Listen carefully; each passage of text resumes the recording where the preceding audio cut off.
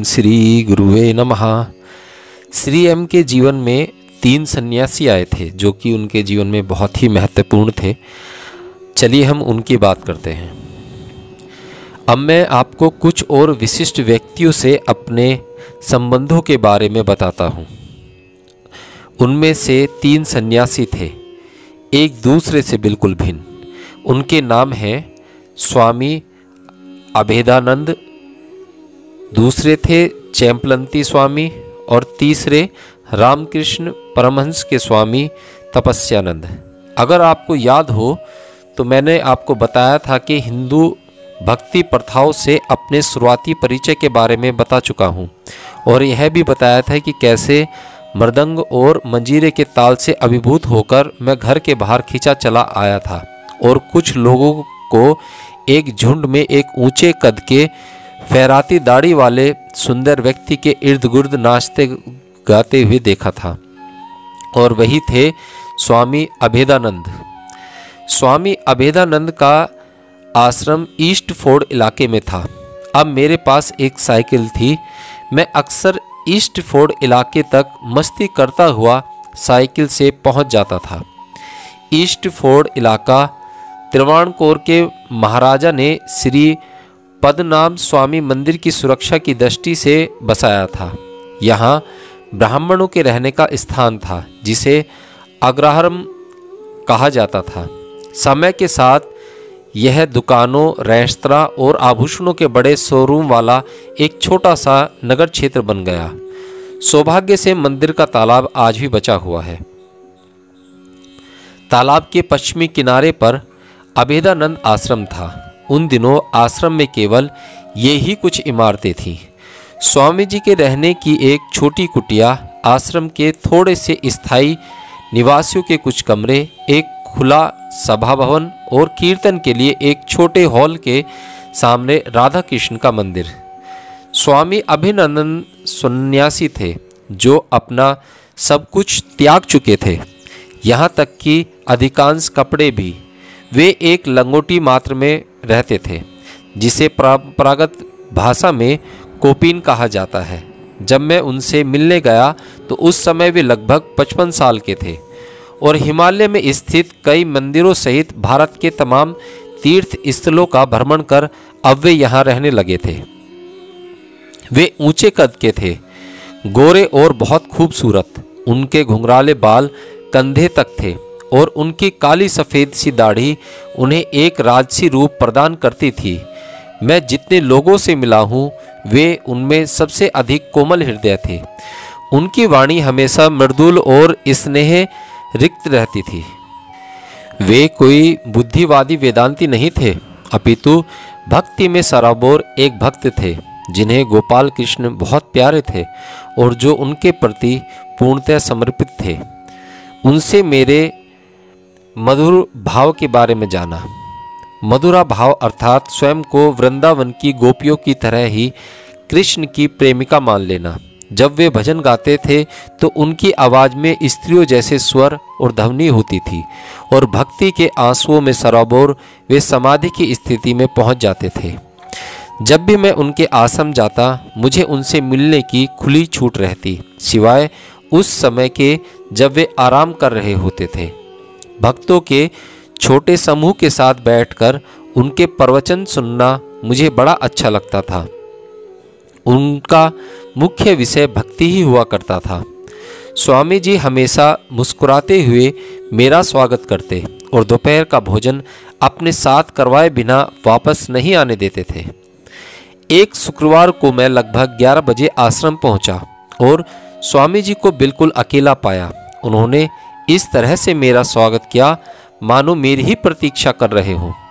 वे आराम कुर्सी से उठकर मेरे बहुत पास फर्श पर बैठ गए। स्नेह भरी आंखों से उन्होंने मेरी ठोड़ी छुई और कहा, केवल प्रेम होना चाहिए। चर्चाएं और तर्क उस परम तक नहीं पहुंचा सकते, केवल प्रेम पहुंचाता है। अपना हृदय खोलो और कृष्ण को देखो, उनसे गोपियों की तरह प्रेम करो। फिर मेरे कंधे पर हाथ रखकर वे समाधि में चले गए। गालों पर आंसुओं की धाराएं बहने लगी।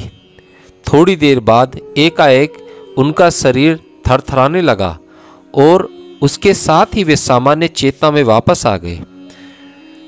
तुम दूर हिमालय तक जाओगे, उन्होंने कहा। गुरु तुम्हारी प्रतीक्षा कर रहे हैं। अपना ध्यान रखो। राधा कृष्ण तुम्हारी रक्षा करें। मेरे सिर पर हाथ रखकर वे रोए और मुझे आशीर्वाद दिया। वही मेरे उनसे अंतिम मुलाकात थी। उस रात अपने रोजाना के ध्यान में समय मुझे एक अनोखा दृश्य दिखाई दिया। मैं एक सुंदर वन प्रांत में था जहां एक नदी होले होले बह रही थी। बांसुरी की अत्यधिक मधुर ध्वनि कहीं बहुत दूर से आ रही थी। स्त्रियों के हंसने की आवाज़ सुनकर मैंने आसपास देखा तो पाया कि रंग बिरंगे वस्त्रों और आभूषणों में कुछ सुंदर किशोरियां मेरे पास खड़ी हैं। जाओ जाओ, उनमें से एक ने चढ़ाते हुए मुझसे कहा। प्रेम का देवता बांसुरी बजाकर तुम्हें पुकार रहा है। बाकी सब मौज में ठीठी करने लगी।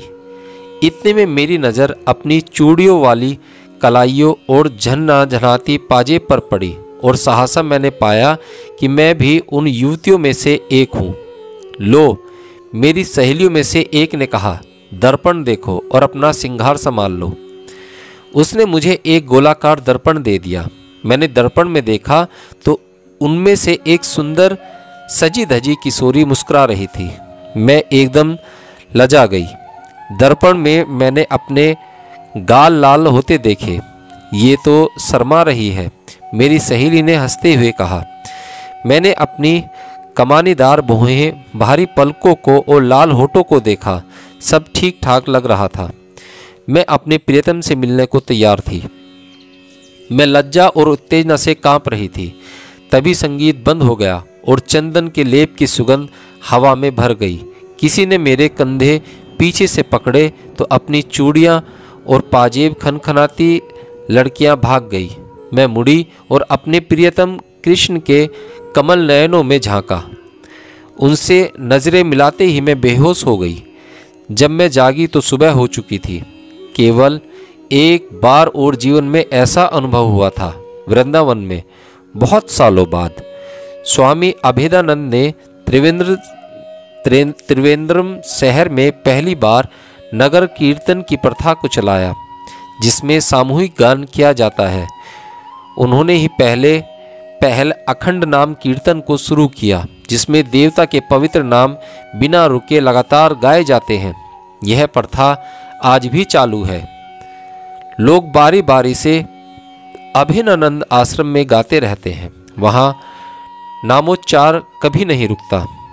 हमारे लिए यह उचित नहीं है कि ऐसी प्रथाओं के गुण दोषों के बारे में चर्चा करें। शायद यह कुछ लोगों के लिए उपयोगी हो। जो भी हो, स्वामी अभेदानंद के सरल बच्चों जैसे भक्तिमय स्वभाव ने मुझ में एक गहरा भक्ति भाव जगा दिया, जो मेरी चेतना की परतों में इतना गहरे कहीं छिपा था कि मैं स्वयं इससे अनभिज्ञ था। चैम्पलंती स्वामी भिन्न थे। वे देखने में सुंदर नहीं थे। उनका शरीर दुबला था, लगभग हड्डियां हड्डियां, और उनकी जटाएं एक विभिन्न टोपे की तरह सिर के ऊपर सिमटी हुई रहती थीं। वे बहुत ही कम बोलते थे। अगर कोई उन्हें गली में देखता तो पागल ही समझता। वे साधारणतः अपनी कमर पर एक सफ़ेद तौलिया बांधे रहते और छप्पर वाले एक छोटे शेड में उकड़ू बैठे रहते। त्रिवेंद्रम नगर के किनारे एक छोटे गांव का नाम चैम्पलंती था। यह पहले से ही श्री नारायण गुरु के जन्मस्थान के रूप में विख्यात था। लायला कॉलेज चैम्पलंती के पास ही था, जहां मैंने अपनी डिग्री के पहले की पढ़ाई की थी। तो एक दिन मैं यह पता लगाने के लिए वहां पहुंच गया कि क्या स्वामी से मिल सकता था। हम घर बदल चुके थे और हमारे एक नए पड़ोसी ने मुझे स्वामी के बारे में बताया था। इस पड़ोसी का नाम मैं अब भूल रहा हूँ। उन्हीं से यह जानकारी भी मिली कि चैम्पलंती में ही स्वामी पहले चाय की दुकान चलाते थे। एक रात उत्तर के एक घुमंतु साधु ने उन्हें श्री राम के मंत्र की दीक्षा दी। नाम लगातार जपते जपते स्वामी ने शीघ्र ही पाया कि वह नाम उनके ऊपर हावी हो गया और वे इतने मदहोश हो गए कि कोई शारीरिक काम नहीं कर पाते थे। उन्होंने चाय की दुकान छोड़ दी और एक लंबे समय के बाद जंगल में अपना समय बिताने लगे। कभी कभी राम भक्त कपिल देव हनुमान का भाव उन पर भावी हो जाता था और वे बंदर की तरह व्यवहार करने लगते थे। वे शाखाओं पर रहने लगते, फल फूल खाते और एक पेड़ से दूसरे पेड़ पर कूदते फांदते। ऐसा कहा जाता है कि एक बार अपने इष्ट देवता राम का दर्शन होने पर वे नीचे उतर आए और राम के एक छोटे मंदिर के पास झोपड़ी में रहने लगे। मैं वहीं उनसे मिलने गया था। झोपड़ी के बाहर केवल एक आदमी था। जब मैंने उसे अपने मन की बात बताई तो वह झोपड़ी में अंदर गया और फौरन वापस आ गया। तुम अंदर जा सकते हो, उसने सहजता से कहा। गोबर और मिट्टी से पुते एक चबूतरे पर मैंने कमजोर जटाव वाले स्वामी को बैठे देखा। वह बांस की चटाई पर बैठे थे। आओ, उन्होंने इशारा किया। मैं उनके पास चला गया। बैठो, उन्होंने कहा, तो मैं उनके सामने बैठ गया। रामायण उन्होंने मुझे घूर कर देखते हुए कहा। मैंने पढ़ी है, मैंने कहा, लेकिन पर्याप्त नहीं है। उन्होंने मुझे काटते हुए कहा। तो फिर रामायणम, उन्होंने कहा। इस बार मैं समझ गया। जोर स्पष्ट था। वे महाकाव्य रामायण की बात नहीं कर रहे थे। उन्होंने शब्द को दो हिस्सों में बांट दिया था, रा और मायणम। फिर उन्होंने कहा, रा का अर्थ है रात, अंधेरा, इट, इस अंधेरे को हटाना। अब तुम्हें राम दिखाई देंगे। मुझे अपने कानों पर विश्वास नहीं हुआ। यह एक अशिक्षित चाय बेचने वाला था जो वेदांत के महासत्य को इतने सरल शब्दों में समझा रहा था। अज्ञान का अंधकार हटना चाहिए इससे पहले कि कोई राम अर्थात सत्य को देख सके। क्या यह वही व्यक्ति है जो पेड़ों पर रहता है, फूल पत्ते खाता था और बंदर की तरह कूदता फांदता था? वे मौन हो गए। मैंने आधे घंटे से ज़्यादा इंतजार किया। फिर मैं जाने के लिए उठ खड़ा हुआ और उनके पैर छुए। उन्होंने बिल्कुल बंदर की तरह आवाज़ की और अपने सीधे हाथ की उंगली से मेरा माथा छुआ। बाहर आकर मैं जल्दी जल्दी बस स्टैंड पहुंच गया क्योंकि काफ़ी देर हो चुकी थी। बस में बैठे बैठे मैं सोचता रहा, अंधकार हटना चाहिए। हाँ, अंधेरे को दूर होना ही चाहिए। स्वामी तपस्यानंद इन दोनों महान आत्माओं से भिन्न थे और जो कि तीसरे सन्यासी थे। वे उस समय सशस्त्र मंगलम में स्थित रामकृष्ण मिशन के अध्यक्ष थे। रामकृष्ण मिशन एक निःशुल्क अस्पताल भी चलाता था।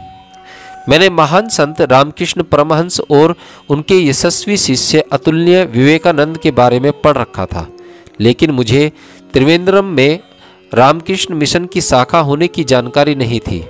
मुझे उसके बारे में यूं ही पता चला। त्रिवेंद्रम पब्लिक लाइब्रेरी में ही मैंने पहले अद्भुत पुस्तकों का वह set the complete works of Swami Vivekananda पढ़ा था। उसके पास ही म्यूजियम गार्डन नामक एक सुंदर उद्यान है। मेरी आदत थी कि मैं पुस्तकालय से पैदल उद्यान चला जाता था और वहाँ पड़ी बेंचों में से एक पर चुपचाप बैठ जाता था। एक दिन मैंने गेरुए वस्त्र पहने दमकते चेहरे वाले एक युवक सन्यासी को वहाँ बैठे देखा। जिज्ञासावश मैंने उनसे पूछा कि वे कौन हैं। वे बच्चों की तरह हंसे और बोले कि वे रामकृष्ण मिशन से थे। वह वहाँ से दूर नहीं था। मैंने उनसे पूछा कि क्या मैं आश्रम आ सकता था? अवश्य, बिल्कुल, तुम्हें वहाँ आना चाहिए, उन्होंने फिर हंसते हुए कहा, और तुम्हें अपने अध्यक्ष महान आत्मन स्वामी तपस्यानंद से मिलना चाहिए। आओ कभी, मेरा नाम गोलकानंद है। सो मैं एक इतवार की सुबह वहाँ पहुँच गया जहाँ स्वामी गोलकानंद ने स्वामी तपस्यानंद जी से मेरा परिचय कराया। रामकृष्ण पंथ के सभी सन्यासियों की तरह वे भी गेरुआ कुर्ता और धोती पहने हुए थे। उनको देखकर पहली बात जो मन में आती है वह है अनुशासन और कठोरता। कुछ समय बाद मैंने उनके जानबूझकर खड़े किए गए उस फसाद के पीछे की कोमलता और स्नेह को महसूस किया। मैंने उनसे बहुत कुछ सीखा, विशेष रूप से रामकृष्ण परमहंस के बारे में। विवेकानंद आंदोलन के बारे में, और मैं पहली बार विवेकानंद के इस कथन का अर्थ समझ सका कि मानवता की सेवा भगवान की सेवा है। मानो जाना